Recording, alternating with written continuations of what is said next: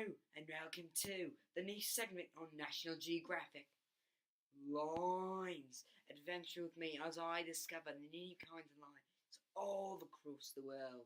Stay tuned for more. Hello and welcome back to Lines. Last week we ventured to a land called America, where we investigated why humans stood in lines for so long just to get a wetzel pretzel. This week we'll be studying the Brandt line, a line that runs across the entire world at 30 degrees north longitude that separates the richest countries and the better countries in the world from the poorest. Why is this possible? Follow me to find out. Alright, now before we go exploring, let's have a little background history on the Brandt line. It was originally created by Willy Brandt in the 1980s as an imaginary line to divide more developed countries from lesser developed countries, and it winds through North America, through Europe, Asia, Russia, into past Japan and Oceania. Those are defined as richer, more developed countries, and everything you see orange on this map is lesser developed countries and is below the Brandt line. Why is this phenomenon possible? Let's go exploring to find out. Alright, first we travel to the streets of North America. Now here we can see largely developed buildings, banks, large businesses and very successful economy. Now in North America we have Mexico, Canada and the United States of America. The thing that stands out though as the northern part of Northern America is largely MDCs, Canada and the US, but Mexico is an LDC, and this is a phenomenon that takes place across the globe, for example in Europe and Russia, and we will travel those. But first, let's explore more on why the US and Canada are so much more developed. Stay tuned. Alright, now to explain why North America is more developed than other countries. North America's HDI, or Human Development Index, unincluding Mexico, is 0.92, which is subsequently higher than regions below the line. The life expectancy is 80 years of age on average. Both countries are located farther from the equator, which benefits the countries with a much more mild climate.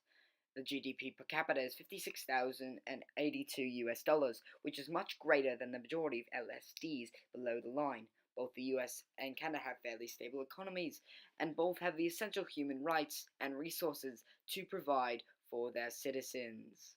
And now we will travel across the Atlantic and Europe to a place called Moscow, Russia. Alright, welcome back. As you can see, we have travelled to the city of Moscow in Russia, and as I look around I can see how developed this country really is. As you can see by the architecture, fairly good. Now, the HDI, or Human Development Index, of Russia is roughly 0.73.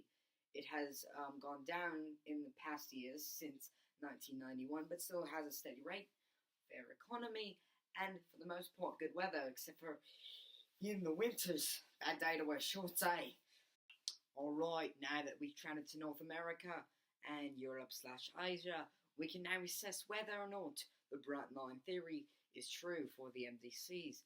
As we can see from HDI and life expectancy as well as economy, the regions such as Russia, Europe and North America are more developed countries. So far, the Brandt line theory holds up. But now we must travel below, south of the Brandt line to figure out what's it like in the LDCs. Now we travel below the Brandt line to sub-Saharan Africa. Alright, we are here in Kano, Nigeria, in sub-Saharan Africa. We're in an LDC. Now, the sub-Saharan Africa as a whole has the HDI, Human Development Index, as 0.51, which is very low compared to high MDCs like Russia or North America. Now, things like higher birth rates and less health care and the climate, they're very close to the equator, so very arid, dry, hot climate and very little access to water causes countries like Nigeria and more countries in sub-Saharan Africa to be so underdeveloped.